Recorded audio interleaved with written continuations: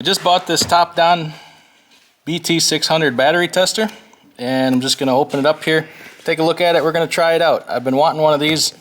I've been wanting a commercial grade battery tester type analyzer deal for several years, and I've been doing so many batteries lately in the trucks that I'm like, you know what, I think it's time to buy one and you know, make sure we're not throwing away good batteries and all that stuff. Check out the charging system. So let's check this thing out here. Got it on AutoZone.com. It was 141 bucks, and then I had a coupon code. Brought it down to 119. I'll post a link if I can find one to where you can get one of these. It has all the same features as an expensive commercial grade.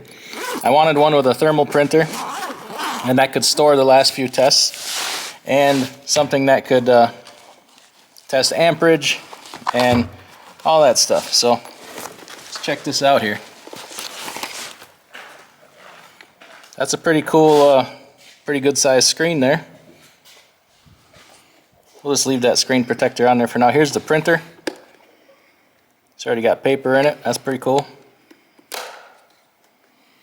It's got a nice rugged case to it, so I like that. Here's where you plug in your cords. One thing, I was willing to spend a little bit of money on a commercial grade one, a good one, because there's not a lot of things that drive me as nuts in this world as when you buy like jumper cables or anything with these wires, you know, battery leads and stuff, and have it be that hard plastic that you can't flex. If you've ever bought a battery charger from Harbor Freight, you know what I'm talking about. These have the soft, supple rubber on it here, and you can, they're flexible. I hate that hard-ass rubber. I had a Chicago Electric battery charger on wheels that I got rid of just for that purpose. It worked good, but I was tired of those hard plastic battery cables. So anyway, nice alligator clips here. We can just plug her in. We got a Western Star truck here in the shop that's in. We're going to do some work on. So as long as we got it here, we'll try out our new battery tester here. All right, so you can test with these. You can test the battery pack as a whole, or you can undo it and test each individual battery. We're going to just start here by testing the battery pack as a whole. I just got one hooked to the positive, one to the negative, and let's back out of this here to the main menu. Now, I didn't read the instructions, full disclosure, because, you know, instructions. Really? Who we kidding here? All right, let's go. Let's first do a battery test. So, I'll scroll up here and hit enter. It's a regular flooded battery. We got to enter the cold cranking amps. These are 760s. I already put that in there. Okay, testing battery. Good battery, 100%. So 760, you know, you add them all together, we're at 1938 cold cranking amps. 100% charge, the batteries are fully charged. Internal resistance, so you would know, you know, you got plates shorted out or whatever, and they're rated at 760. So let's go on to the next test here. Oh, they printed this out, look at that. Slicker than snot. Yeah, buddy. I like that. Okay, let's exit. We'll do a cranking test. See how we come out there. All right, start the fire up. Fire that baby up.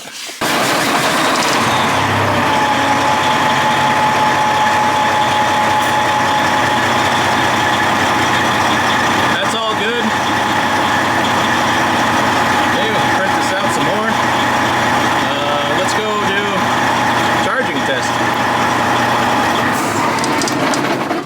Oh, start her up again. Sorry about that. Okay, started engine. Press enter. You can see it showing a wavelength there. Checking our charging. Got everything turned off. Everything off. Okay. Enter. 1500 RPMs. We're not going to do 2500. We're going to do 1500.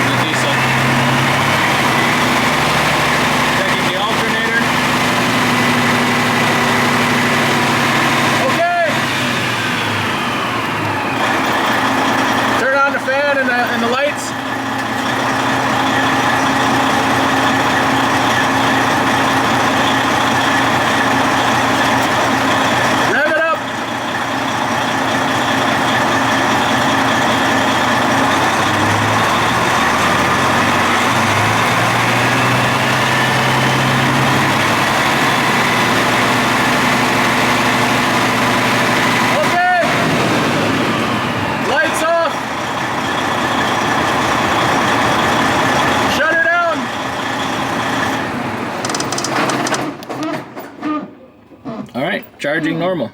With the load, which would be all the lights and everything, 14 volts. No load on it, 14.06. With a ripple of 7 millivolts. There we go. We'll print this out for the customer. So we can do it that way, or what I discovered. So you can do each of these individually, or if we go to system test, it'll walk you through, I think, each one of those things individually there. So just a different way to do it, I suppose. Like I said, I did not read the instructions. We can go here to review our data. Let's do that. So, you know, it's giving us everything it did there. Oops, printing it all out for us here. So now we're going to disconnect the batteries one at a time, because so originally you saw the cold cranking amps at 19 something. Well, we got 4 batteries here at 760 a piece. That should be what, 2900, and we're at 19. So we're gonna check and see if we have a 1 week battery here. All right, got all the batteries replaced. We've tested 1, 2, and 3. This is battery number 4. Look what we come up with here.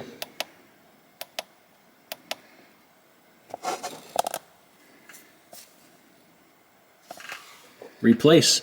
The other ones we're reading about 830 cold cranking amps, and it's still at 13 volts, but we got a bad battery here. It's rated at 760. So here, right away, I'm glad I bought this thing. So we'll pull that one out. These batteries are only, shoot, what are they, 3 months old? Yeah, maybe. 3 months old, so we got a bad one here. We're gonna yank it out and go get it exchanged. It's under warranty. So pretty cool. This is a great investment right off the bat.